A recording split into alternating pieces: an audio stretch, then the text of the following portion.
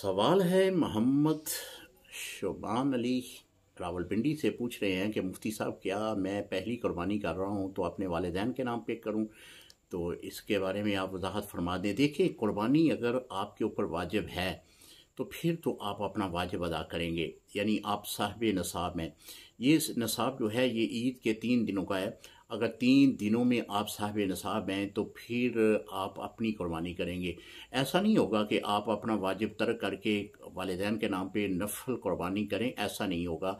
बल्कि आप पहले वाजिब अदा करेंगे, उसके बाद नफल कुर्बानी अदा करेंगे। लेकिन एक ऐसा अमल हो सकता है कि आप कुर्बानी अपना वाजिब अदा करें और उसमें ये नियत करें कि ए अल्लाह, जो मैं कुर्बानी कर रहा हूँ इसलिए मैं अपना वाजिब अदा करने के लिए कर रहा हूँ, इसका सवाब जो है मैं अपने वालिदैन को देना चाहता हूँ।